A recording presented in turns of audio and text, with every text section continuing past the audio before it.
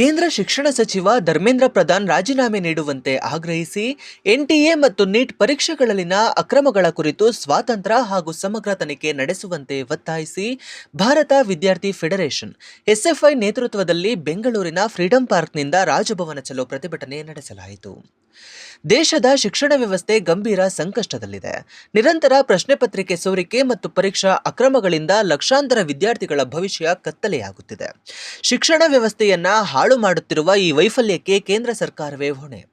ತಕ್ಷಣವೇ ಕೇಂದ್ರ ಶಿಕ್ಷಣ ಸಚಿವ ಧರ್ಮೇಂದ್ರ ಪ್ರಧಾನ್ ರವರು ರಾಜೀನಾಮೆ ನೀಡಬೇಕು ಹಾಗೂ ಎನ್ಟಿಎ ಮತ್ತು ನೀಟ್ ಅಕ್ರಮಗಳ ಬಗ್ಗೆ ಪಾರದರ್ಶಕ ತನಿಖೆ ನಡೆಸಬೇಕು ಎಂದು ಪ್ರತಿಭಟನೆಕಾರರು ಆಗ್ರಹಿಸಿದರು. ಎಸ್ಎಫ್ಐ ವಿದ್ಯಾರ್ಥಿ ಸಂಘಟನೆ ಇವತ್ತು ಬೆಂಗಳೂರಿನ ಫ್ರೀಡಂ ಪಾರ್ಕ್ ಅಲ್ಲಿ ಪ್ರತಿಭಟನೆ ಇವತ್ತು ಹಲವಾರು ಡಿಮ್ಯಾಂಡ್ ಅನ್ನ ಇಟ್ಟು ಇವತ್ತು ಹೋರಾಟವನ್ನ ಮಾಡ್ತೇವೆ. ಅದರಲ್ಲಿ ಪ್ರಧಾನವಾಗಿರುವಂತಹ ಪ್ರಮುಖ ಬೇಡಿಕೆಗಳನ್ನ ಇವತ್ತು ನಾವು ಹೇಳ್ತಾ ಇದ್ದೇವೆ.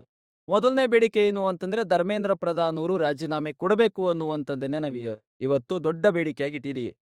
ಮೊದಲನೇ ಬೇಡಿಕೆ ಆಗಿ ನಾವು ಧರ್ಮೇಂದ್ರ ಪ್ರಧಾನ್ ಅವರು ರಾಜೀನಾಮೆ ಕೊಡಬೇಕು. ಯಾಕೋಸ್ಕರ ಕೊಡಬೇಕು ಅನ್ನುವಂಥದ್ದಕ್ಕೆ ಇವತ್ತು ಸಾಕಷ್ಟು ಕಾರಣಗಳು ವಿವರಣೆಯನ್ನ ಕೊಡೋದಿಕ್ಕೆ ನಾವು ಎಸ್ಎಫ್ಐ ಅವರು ರೆಡಿ ಇದ್ದೀವಿ.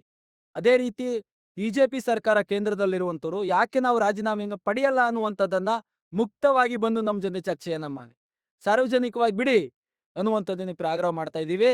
ಇವತ್ತು ನಿಮ್ಗೆ ಯಾವುದೇ ರೀತಿ ಸಕಾರಣಗಳಿಲ್ಲ ಇವತ್ತು ರಾಜೀನಾಮೆ ಪಡೆದೇ ಇರೋದಿಕ್ಕೆ. ಆದ್ರಿಂದ ರಾಜೀನಾಮೆಯನ್ನ ಕೊಡಬೇಕು ಅನ್ನುವಂಥದ್ದನ್ನ ಆಗ್ರಹ. ಎನ್ಟಿಎ ಸಂಸ್ಥೆಯನ್ನ ರದ್ದು ಮಾಡಬೇಕು. ನೀಟ್ ಪರೀಕ್ಷೆ ನಮಗ್ ಬೇಡ. ಏನು 21 ವಿದ್ಯಾರ್ಥಿಗಳು ಇವತ್ತು ಆತ್ಮಹತ್ಯೆ ಮಾಡ್ಕೊಂಡಿದ್ದಾರೆ, ಅವರ ಕುಟುಂಬಗಳಿಗೆ ಇವತ್ತು ಪರಿಹಾರವನ್ನ ಕೊಡಬಹುದು. ಇವತ್ತು ಅದು 21 ವಿದ್ಯಾರ್ಥಿಗಳು ಆತ್ಮಹತ್ಯೆ ಅಲ್ಲ, ಇವತ್ತು ಸರ್ಕಾರ ಕೊಲೆ ಮಾಡಿದೆ ಅನ್ನುವಂತ ಆರೋಪವನ್ನು ಕೂಡ ಇವತ್ತು ಎಸ್ಎಫ್ಐ ವಿದ್ಯಾರ್ಥಿ ಸಂಘಟನೆ ಹೇಳ್ತಾ ಇದ್ದೀವಿ. ಈ ರೀತಿ ಹಲವಾರು ಬೇಡಿಕೆಗಳನ್ನ ಇಟ್ಟು ಇವತ್ತು ಮುಖ್ಯವಾಗಿ ಹೋರಾಟಗಳನ್ನ ಮಾಡ್ತಾ ಇದೆ. ಅದರಲ್ಲಿ ನಮಗೆ ನೀಟ್ ಬೇಡ ಅನ್ನುವಂಥದ್ದು ನಮ್ಮ ಕರ್ನಾಟಕದ ವಿದ್ಯಾರ್ಥಿಗಳಿಗೆ, ಕನ್ನಡದ ವಿದ್ಯಾರ್ಥಿಗಳಿಗೆ, ಗ್ರಾಮೀಣ ಪ್ರದೇಶದ ವಿದ್ಯಾರ್ಥಿಗಳಿಗೆ ತುಂಬಾ ಅನ್ಯಾಯ ಆಗ್ತದೆ. ನೀಟ್ ಬೇಡ ಅನ್ನುವಂಥದ್ದು ಇಡೀ ಸೌತ್ ಇಂಡಿಯಾದಲ್ಲಿ ದೊಡ್ಡ ಹೋರಾಟಗಳು ಹಿಂದಿನಿಂದನೂ ಕೂಡ ಹಲವಾರು ವರ್ಷಗಳಿಂದನೂ ಕೂಡ ಪ್ರಾರಂಭ ಹಂತದಿಂದಲೂ ಕೂಡ ಹೋರಾಟಗಳನ್ನ ನಿಂತಿದ್ದಾವೆ. ಅದರಿಂದ ನಾವು ಹೇಳ್ತಾ ಇದ್ದೀವಿ ಬೇಡ, ನೀಟ್ ಬೇಡ ಅನ್ನುವುದನ್ನು. ಎನ್ಟಿಎ ಸಂಸ್ಥೆ ಇವತ್ತು ಪರೀಕ್ಷೆಯನ್ನ ನಡೆಸ್ತಾ ಇದೆ, ನೀಟ್ ಪರೀಕ್ಷೆಗಳನ್ನ. ಅದು ಪರೀಕ್ಷೆ ನಡೆಸೋದಕ್ಕೆ ಅದಕ್ಕೆ ಎಲಿಜಿಬಲ್ ಇಲ್ಲ.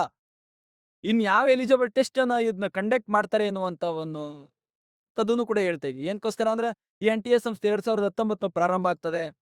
2026 7 ವರ್ಷಗಳಲ್ಲಿ ಇವತ್ತು 89 ಪ್ರಶ್ನೆ ಪತ್ರಿಕೆ ಸೋರಿಕೆ ಮಾಡಿದೆ, 48 ಮರುಪರೀಕ್ಷೆಗಳನ್ನ ಮಾಡಿದೆ.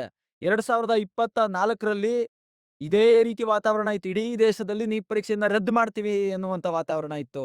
ಸುಪ್ರೀಂ ಕೋರ್ಟ್ ಮಧ್ಯಪ್ರವೇಶ ಮಾಡಿ 1567 ವಿದ್ಯಾರ್ಥಿಗಳು ಮಾತ್ರ ಮರುಪರೀಕ್ಷೆ ಮಾಡಿ ಎನ್ನುವಂಥದ್ದನ್ನ ಆಗ್ರಹವನ್ನ ಮಾಡಿತು.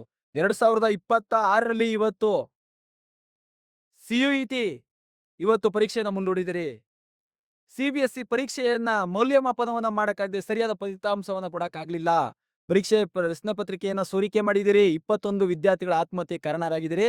ಆದ್ರಿಂದ ನಮ್ಗೆ ಎನ್ಟಿಎ ಸಂಸ್ಥೆಯನ್ನ ನೀವು ಅಬಾಲಿಷ್ ಮಾಡಿ, ನಮ್ಗೆ ಬೇಡ ಅನ್ನುವಂಥದ್ದನ್ನು ಕೂಡ ಆಗ್ರಹವನ್ನು ಮಾಡ್ತಾ ಇದ್ದೀವಿ. ಇಷ್ಟು ಡಿಮ್ಯಾಂಡ್ಗಳನ್ನ ಇಟ್ಟು ಇವತ್ತು ಎಸ್ಎಫ್ಐ ಪ್ರತಿಭಟನೆಯನ್ನ ಮಾಡ್ತಾ ಇದೆ ಎನ್ನುವಂಥದ್ದು. ಈ ಹೋರಾಟ ಇಲ್ಲಿಗೆ ನಿಲ್ಲದಿಲ್ಲ ಅನ್ನುವಂಥದ್ದನ್ನು ಕೂಡ ನಾವು ಎಚ್ಚರಿಕೆಯನ್ನ ಕೊಡ್ತಾ ಇದ್ದೀವಿ. ಸರ್ಕಾರ ಇವತ್ತು ರಾಜೀನಾಮೆಯನ್ನ ಕೊಡಬೇಕು. ಧರ್ಮೇಂದ್ರ ಪ್ರಧಾನ್ ಧರ್ಮೇಂದ್ರ ಪ್ರಧಾನ್ ನೀವು ರಾಜೀನಾಮೆ ಕೊಡಲ್ಲ ಅಂತಂದ್ರೆ ನೀವು ಕೊಡತ್ತಂತ ನಾವು ಬಿಡಲ್ಲ. ಅಲ್ಲಿ ತನಕ ನಮ್ಮ ಹೋರಾಟ ನಿರಂತರವಾಗಿರುತ್ತೆ.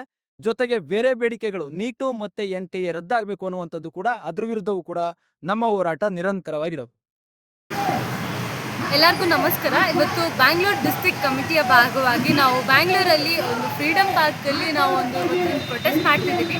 ಅದು NTA ರಿಲೇಟೆಡ್. NTAನ ಸ್ಕ್ರ್ಯಾಪ್ ಮಾಡಬೇಕು, ಧರ್ಮೇಂದ್ರ ಪ್ರಧಾನ್ ಅವರು ರಿಸೈನ್ ಮಾಡಬೇಕು. ಆ್ಯಂಡ್ ಡೆಲ್ಲಿಯಲ್ಲಿ ನಡೆಯುತ್ತಿರುವಂಥ ಬ್ರುಟಾಲಿಟಿ ಏನಿದೆ, ಲಾಠಿ ಚಾರ್ಜ್ಗಳೇನಿದ್ದಾವೆ, ಅದನ್ನೆಲ್ಲ ಕೂಡಲೇ ನಿಲ್ಲಿಸಬೇಕು. ಸ್ಟೂಡೆಂಟ್ಸ್ಗಳು ಕ್ರಿಮಿನಲ್ಸ್ ಅಲ್ಲ ಸರ್. ಅವರು ಅವ್ರ ಹಕ್ಕನ್ನು ಕೇಳ್ತಿದ್ದಾರೆ, ಅವ್ರ ರೈಟ್ಸ್ನ ಕೇಳ್ತಿದ್ದಾರೆ, ಎಜುಕೇಷನ್ನ ಕೇಳ್ತಿದ್ದಾರೆ ಅಂತ ನಾವು ಇವತ್ತು ಈ ಒಂದು ಪ್ರೊಟೆಸ್ಟ್ ಮಾಡ್ತಾ ಇದ್ದೀವಿ.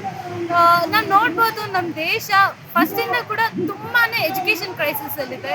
ಇನ್ನು ಡೆವಲಪಿಂಗ್ ಕಂಟ್ರಿ ಆಗಿನೇ ಇದೆ, ಎಕನಾಮಿಕಲಿ ಸ್ಟ್ರಾಂಗ್ ಆಗಿದ್ದೀವಿ.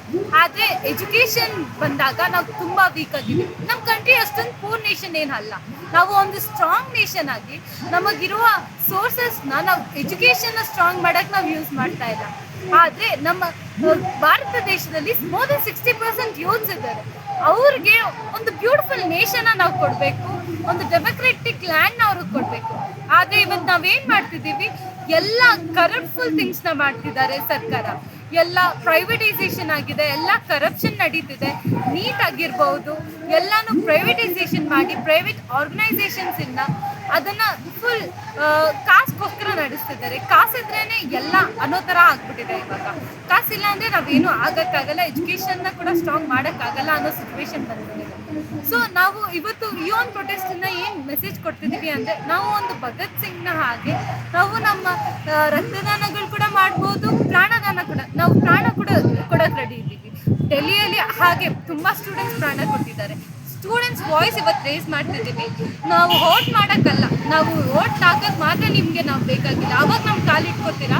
ಆದರೆ ಇವಾಗ ನಮ್ಮ ರೈಟ್ಸ್ನ ನಮ್ಗೇನಾದರೂ ಬೇಕು ಅಂತ ಕೇಳಿದಾಗ ನಮ್ಮ ಜುಟ್ಟಿಟ್ಕೊಳ್ತೀರಾ. ಧರ್ಮೇಂದ್ರ ಪ್ರಧಾನ್ ಅವರು ಎಜುಕೇಷನ್ ಮಿನಿಸ್ಟರ್. ಎಜುಕೇಷನ್ ಯಾರಿಗೆ ಕೊಡೋದು? ಸ್ಟೂಡೆಂಟ್ಸ್ಗೆ ಅಲ್ವಾ? ಅದೇ ಆ ಸ್ಟೂಡೆಂಟ್ಸ್ಗೆ ಆ ಮಿನಿಸ್ಟರ್ ಬೇಡ ಅಂದಾಗ ರಿಸೈನ್ ಮಾಡೋಕ್ಕೆ ಏನಾಯಿತು ಅವ್ರಿಗೆ? ಹಂಗರ್ ಸ್ಟ್ರೈಕ್, 26 ಡೇ ಹಂಗರ್ ಸ್ಟ್ರೈಕ್ ಒಂದು ಸೈಂಟಿಸ್ಟ್, ಒಂದು ಇಂಟೆಲಿಜೆಂಟ್ ಪರ್ಸನ್, ಒಂದು ಸೋನಮ್ ಅವ್ರು ಮಾಡಿದ್ರೆ ಅದಕ್ಕೂ ಒಂದು ಪ್ರತಿಫಲ ಇಲ್ಲ, ಅದಕ್ಕೂ ಒಂದು ಕರೆಕ್ಟ್ ಆಗಿರುವಂಥ ರೆಸ್ಪಾನ್ಸ್ ಇಲ್ಲ.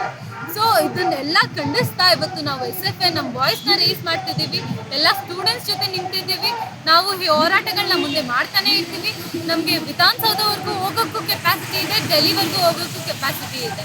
ದೇಶ ಇವತ್ತು ಎಂತ ತಲ್ಲಣವನ್ನು ಎದುರಿಸ್ತಾ ಇದೆ ಅಂದ್ರೆ, ಫ್ಯಾಸಿಸಂ ಈಗಾಗಲೇ ಭಾರತವನ್ನು ಆವರಿಸಿಕೊಂಡು ಬಿಟ್ಟಿದೆ. ದಿಲ್ಲಿಯ ಜಂತರ ಮಂತ್ರದಲ್ಲಿ ಮಕ್ಕಳು, ವಿದ್ಯಾರ್ಥಿಗಳು, ಯುವಕರು ನೀಟ್ ಪ್ರಶ್ನೆ ಪತ್ರಿಕೆ ಸೋರಿಕೆ ವಿಷಯನ ಇಟ್ಕೊಂಡು ಧರಣಿ ಮಾಡ್ತಿರೋದನ್ನ ತಾವೆಲ್ಲ ಗಮನಿಸಿದ್ದೀರಿ. ಅವರಿಗೆ ಬೆಂಬಲಿಸಿ ಸೋನಂಗ್ ವಾಂಗ್ಚುಕ್ ಅನ್ನುವಂತ ಒಬ್ಬ ಪರಿಸರವಾದಿ ಕಳೆದ 20 ದಿನಗಳಿಂದ ಉಪವಾಸ ಸತ್ಯಾಗ್ರಹ ಮಾಡೋದನ್ನು ಕೂಡ ನೀವು ಕಂಡಿದ್ದೀರಿ. ಅವರ ಮಾತುಗಳನ್ನು ಕೇಳದೇ ಇದ್ದಾಗ ಮಕ್ಕಳು 20ನೇ ತಾರೀಕಿನ ದಿವಸ ರಾಜಭವನ್ ಚಲೋ ಅನ್ನುವಂತ ಒಂದು ಹೋರಾಟ ಇಟ್ಕೊಂಡಾಗ ಸರ್ಕಾರ ಅವರ ಸಮಸ್ಯೆಯನ್ನು ಆಲಿಸ್ಲಿಲ್ಲ, ಅವ್ರ ಬಗ್ಗೆ ಗಂಭೀರವಾಗಿ ಪರಿಗಣಿಸ್ಲಿಲ್ಲ. ಯಾವ ಮಕ್ಕಳನ್ನ ಅವ್ರು ಕರೆದು ಮಾತಾಡಿಸ್ಬೇಕಾಗಿತ್ತು ಆ ಮಕ್ಕಳ ಮೇಲೆ ಲಾಠಿ ಪ್ರಹಾರ ಮಾಡಿದ್ರು, ಅಶ್ರುವಾಯು ಜಲ ಫಿರಂಗಿ ಓಡಿಸಿದ್ರು, ಲಾಠಿ ಚಾರ್ಜ್ ಮಾಡಿದ್ರು. ಏನೆಲ್ಲ ಸಾಧ್ಯತೆ ಇದೆ, ಪೊಲೀಸರೇ ಬಂದು ಕಲ್ಲು ಎಸೆತ ಮಾಡಿದ್ರು. ಸಾಕಷ್ಟು ಹಿಂಸೆ ಅಲ್ಲಿ ನೀವು ಕಣ್ಣಾರಿ ಕಂಡಿದ್ದೀರಿ. ಇದನ್ನು ಖಂಡಿಸಬೇಕಾಗಿದೆ, ವ್ಯಾಪಕವಾಗಿ ಖಂಡಿಸಬೇಕಾಗಿದೆ. ನಮ್ಮ ಇಡೀ ಶಿಕ್ಷಣ ವ್ಯವಸ್ಥೆ ಗಬ್ಬೆತ್ತು ಹೋಗಿದೆ. 2014ರಿಂದ ಇಲ್ಲಿವರೆಗೆ ಕನಿಷ್ಠ 100 ಸಲ ಬೇರೆ ಬೇರೆ ರಾಜ್ಯಗಳಲ್ಲಿ ಪ್ರಶ್ನೆ ಪತ್ರಿಕೆ ಸೋರಿಕೆಯಾಗಿದೆ.